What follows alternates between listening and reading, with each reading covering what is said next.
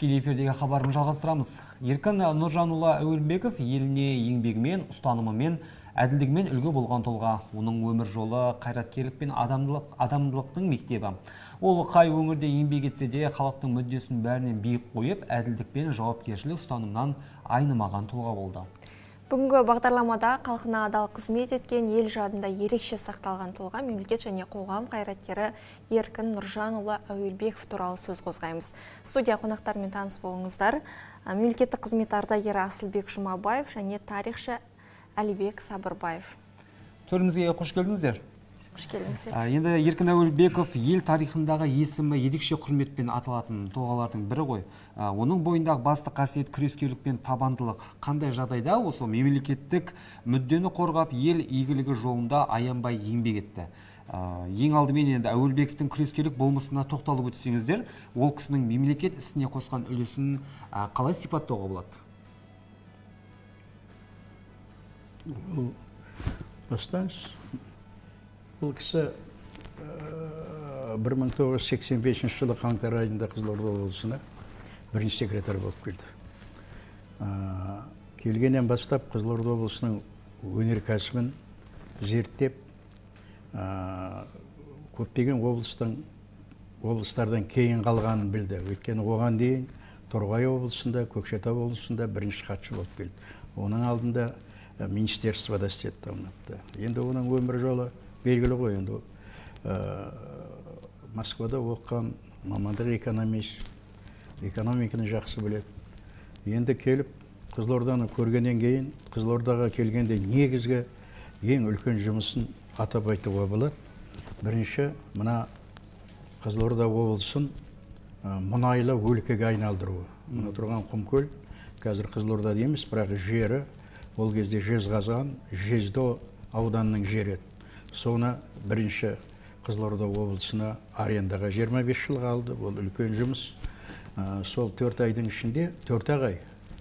ішінде Москваға барып, осы Қызылордадан мұнайды өндіруге бүкіл қағаздарын дайындатып алды.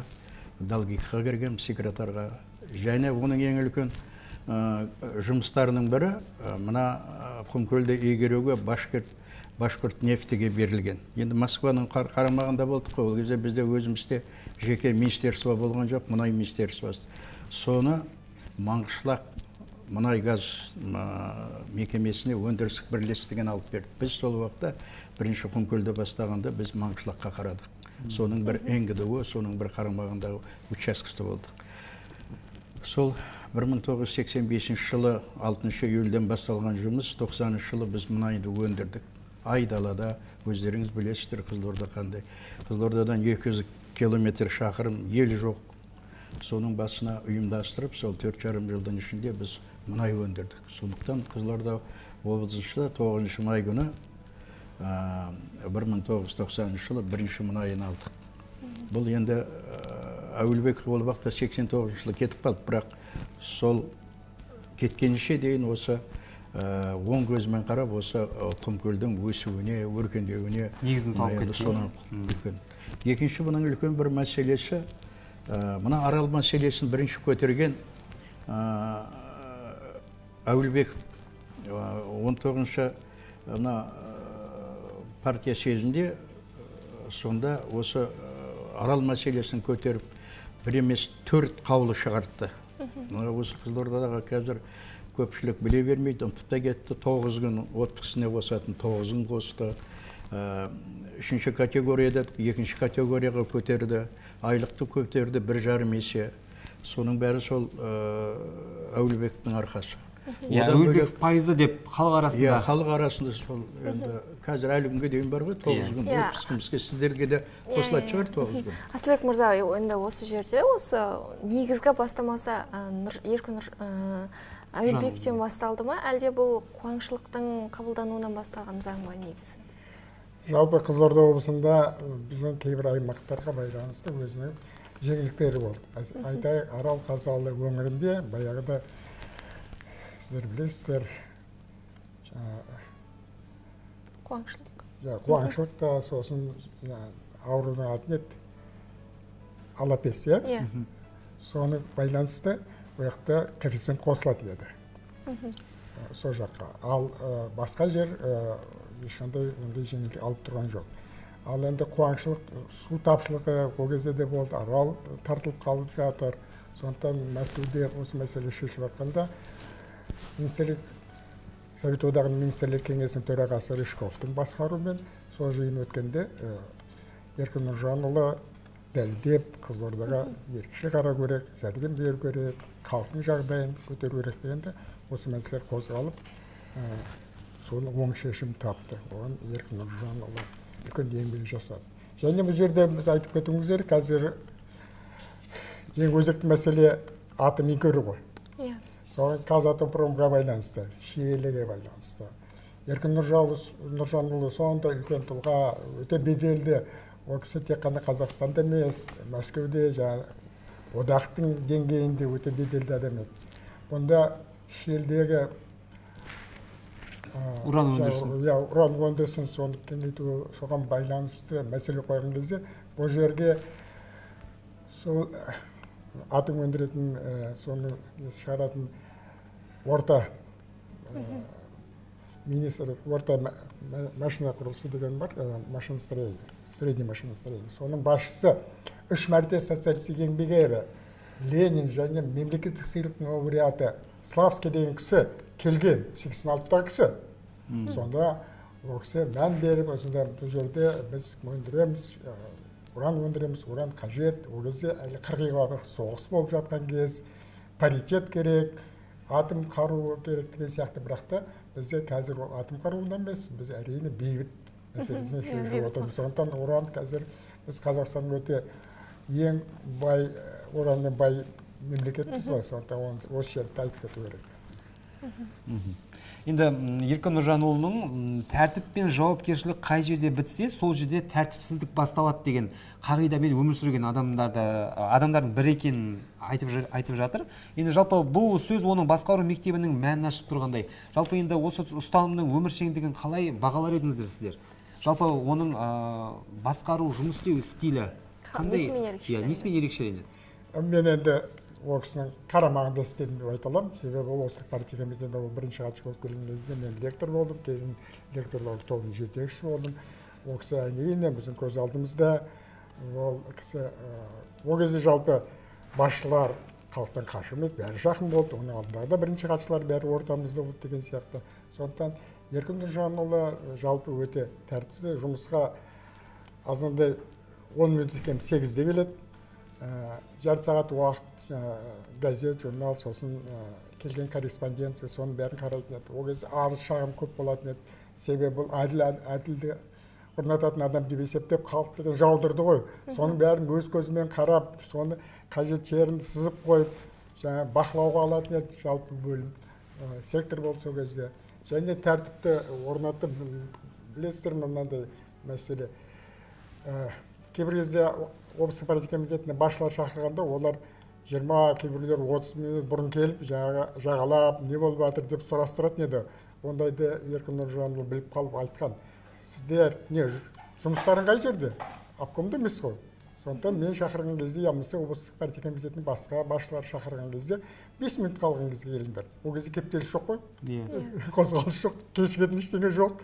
Әр басшының өзінде машина бар, ямысы автобустарда бар еді ғой. Сондықтан сіздер осы кезде деп соны қатты талап ететін еді. Өзі аянбай үйірме істейтін еді.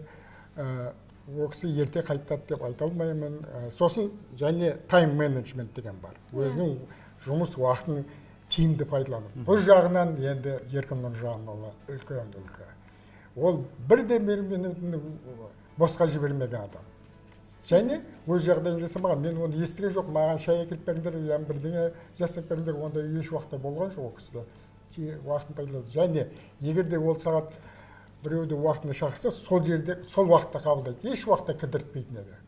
Мен соған таң қаламын. Ол кезде Мәскеуден де адамдар келеді, Алматыдан да адамдар келеді. Бірақ та олармен де уақытын шектеп қояды. Сол уақытта бітеді әңгімесі. Шақырылған адам сол дәл 1-2 минут кешігіп қалуы мүмкін. Әр кетсе 5 минут сол қабылдайтын еді. Жалпы ол жағынан өте тәртіпті ол кісіден үйрендік біз. иә енді Әлібек мырза, сіз жалпы осы Қызылорда өңірінде қай жылдары жұмыс істедіңіз? Сол институтты бітіріп келгеннен кейін 75-ші жылдан осы уақытқа дейін осы арада жұмыс істеп жатырмын. Еркін Нұржанұлын сіз жаңа сұхбат барысында айттыңыз, мен 2-3 рет қана көрдім деп. 2 рет көрдім. 2 рет жиналысына қатыстым. Ұмытпасам, сол 88-ші жылы, 88-ші жылдар, 87-88-ші жылы мына құрылысшылар күні болды, сонда үлкен жиналыс болды, сонда Әуелбектің өзі келіп сөйледі, соның жиналысында отырдым, тыңдадым. Орысша жақсы сөйлейді, өте таза. Сосын екінші рет мына Құмкөл, уже біз мұнай бердік, сол уақытта Еркін Нұржанович или Москвадан қайтып келатты, я болмаса Алматыдан келді, ол уақытта Союздан босаған уақыты ғой, Союздың кезіндегі жұмыстан. Сонда Құмкөлге келіп, Саламаттың кабинетіне кіріп, сол арада отделдің бастықтарын шақырып алып, бір 10 минуттей өзінің жиналысшысы. Болып жатқан уақиғаны, мына Союздың құлап жатқан сол уақытта сол айтты. 2 рет көрдім, тыңдадым, одан кейін көрген жоқпын, шынымды айтқан. Бірақ мен мына құмда қалған кемелер деген мына зерттеу жасадым. Мына Арал проблемасы, қазір енді үлкен проблема Арал. Бүкіл дүние жүзіне белгілі. Сол кітапты зерттегенде осының ішінде Әуелбекті зерттедім. Феномен Әуелбекова деген мақала жаздым. Қазір ол газетте де жүр, мына интернетте де жүр. Сол кісінің өмірін зерттедім. Сол уақытта мына Әуелбектің 75-ке келуіне байланысты 2 кітап шықты. Дара тұлға деп Қызылордадан шықты. Бір кітап әдемі, жақсы, естеліктері, бірге істеген қызметкерлер. Екіншісі мына Аңыз адам деген журналда осы Әуелбеков жөнінде арнайы үлкен көзі көрген адамдардың естеліктері жазылды. Одан басқа газетте шыққан мақалалары, анау журналистерге берген интервьюлері, солардың бәрін алып, сонымен Әуелбековтың бір образын жасап, образ емес, енді өзінің образы ғой. Шоқымановтың айтқан жақсы тілектері бір айтқан, мына Қалиевтің айтқан, сол 4,5 жылдың ішінде қандай жұмыс тындырғандардың бәрін, әсіресе соны көп жазған Кеңес Махамбетовтің көмекшісі соның жазғандарын көп пайдаландым. Өйткені ол кісі қасында жүрді. Кеңес, білесіз ғой, Кеңесті қазір Астанада отырады. Енді ол шын берілген адам. Одан басқа Әуелбековтың өзінің қойған анау аудандардағы бірінші секретарлары, бірінші хатшылардың тілектері бар, интервьюлері. Әсіресе мына 88-89 жылдары осы Әуелбеков осы Қызылорда облысының бірінші хатшысы болып тұрғанда мына Арал мәселесі қатты көтерілді. Бүкіл Союздың, Кеңестер одағының ғалымдары, Қазақстандық, Өзбекстан, Түркмения, бүкіл мына Арал мәселесі жөнінде үлкен зерттеулер жасады. Сол кітаптардың көбісін оқып шықтым. Мына Арал мәселесі үлкен проблема болды ғой. Қазір дүние жүзіне проблема болып тұр ғой. Ол жаңғыз Қызылорда облысы емес. Сол жөнінде біраз зерттеулерді, қорытындыларын бәрін қарап шықтым. Сонда сол әр уақытта Әуелбековтың мына КСРО-дан алған қаулысы, 4 қаулысы бар. Ол басқа біздің бірінші хатшылар ондай қылып істей алмаған. Енді болды ғой, енді әркімнің өзінің шамасына байланысты істеген шығар, оны жамандауға болмайды. Бірақ осы Әуелбековтің кезінде осы 4 қаулы шығаруы Союздан 4,5 жылдың ішінде ол үлкен бұл еңбекқорлық. Және мына Қызылорда облысындағы басқа облыстарда жоқ, мына біздің Омытса больница. Осы туралы ол енді ол үлкен проблема. Соны салдыру осы кімнің Әуелбектің басшысымен. Анау диагностиканы салдырды. Анау Бекежанов атындағы театр. Ол да сол Әуелбектің арқасында. Мына Шалқияны көтерді. Мына темір жол, мына 2-ші линия салынған. Ол да соның арқасында. Мына аэропорт көшіріп, жаңадан аэропорт салдырды. Сол бәрі Әуелбековтің бастамасы. Шынын айта керек, ол бір бастайтын адам керек. Онан басқа оны қоштайтын өзінің қарамағындағы адамдар барлық сол айтылған жұмыстардың бәрін жақсы орындады. Оның енді көптеген мына халыққа жасаған тұрмысқа, мына үй салу, оның бәрі ол енді көп жұмыс істеді. Бірақ өмірі қысқа болды. 70-ке толмай қайтыс болды. Қызылорда облысының емес, жаңғыз Көкшетау, мына Торғай облысының адамдарының бәрі Әуелбекті аузынан тастамайды. Оның еңбегін дайынша біз ауызбен айтып өткізіп жеткізудің өзі қиын. Еркін Нұржанұлы туралы айтылатын естеліктердің енді бәрінен біз парасатпен елге деген сүйіспеншілікті байқаймыз. Асылбек мырза, сіз енді бірге жұмыс жасадыңыз, енді бірге болғанда қол астында жұмыс істедім дедіңіз ғой. Есіңізде қалған бір әсерлі оқиға, сәттер бар ма? Ең бірінші мына желтоқсан оқиғасына байланысты. 1986 жыл желтоқсан айында мен Мәскеуде бір айлық курста жүргенде осы оқиға болды. Оған кейін КПСС орталық комитеті өзінің бағасын берді, теріс бағасын берді. Ал сонда да сол қаулы Қазақстан Компартиясының еңбекшілерді интернационалдық тәрбие беру жөніндегі қаулысы бүкіл қазақстандық партия ұйымдарда талқылау керек болды. Оның ішінде келген бағасымен мен байқадым, Еркін Нұржанұлы келіспей отырды. Оны айта алмадық ол кезде әрине, бірақ та іштей келіспей отырғаны маған мәлім. Себебі пленумды сол жылы 87 жылы біздің Қызылорда облыстық партия комитеті өткізген жоқ. Алдымен неге қойды күн тәртібіне. Бірақ та жақындап келген кезде Еркін Нұржанұлы бюромен келісіп ол мәселені алып тастайды. 88 жылы КПСС орталық комитетінің ескертумен амалсыздан сол пленумды өткізу қажет болды. Мен енді бір топ адамдармен соңғы мына баяндаманы дайындауға қатысқанмын. Жалпы Еркін Нұржанұлы өзінің баяндамасын дегенде шынымен ол кісінің баяндамасы деуге болады. Себебі ол кісі топ дайындағанмен әрине ол деген ұжымдық қой жұмыс. Бірінші хатшы ұжымның мен келісіп айту керек, бюромен кемінде келісіп айту керек. Сонда дайындағанда бөлімнен түседі, сол топтың адамдары жинақтайды, жөндейді. Әуелікке берген кезде мына парақтың 1/3 бөлігі таза болып тұру керек. Себебі соның қасында өзінің ойларын жазады. Майда қолы қарасия, сонымен өзі. Бірақ та ол тек қана бізге беріп жібермейді. Сол топ дайындап отырған адамдар, қазір спичрайтер дейді, оған арнайы спичрайтер ол кісіде болған жоқ, бірақ та сол дайындап отырған адамды шақырып алады да, жарты сағат кемі сол өзінің ойларын айтады. Кәдімгі бізге түсінікті болады да, не талап етіп отыр деп. Келісесіздер ме, келіспейсіздер ме деп сұрайды. Сосын айтады, бірақ та мынаны енгізесіздер, бұл менің ойым ғой дейді. Қанша деген обком бірінші хатшының ойы деп осылай дайындайды еді. Шынымен. Ал енді сол баяндаманы мына желтоқсан оқиғаға байланысты қайта қарап ұнатпай тұр. Енді ертең пленум, кешкісін сағат 11-де соңғы жаңағы ескертумен жөндеп, Кеңес Махамбетов өзі бөлімі меңгеруші соны тапсырдық. Азанда пленум басталды. Бір кезде Еркін Нұржанұлы ауып кетті жазылған баяндамадан. Ауызша айтты. Сосын келіп сұрайды, біз енді газетке шығаруымыз керек қой, ертең шығаруымыз керек. Қайда оны? Маған қарайды, мен айтамын, естіп отырсыздар ғой өздеріңіз, ауызша айтып отқанын. Көрдіңіздер ғой. Сондықтан жаңағы орталық комитеттің, КПСС орталық комитеттің несімен келіспегені ол бірден белгілі болды маған. Сонымен, ал енді Москвадан келген жаңағы журналистер, қазір Еркін Нұржан бірдеңе анау мынау деп кеткенде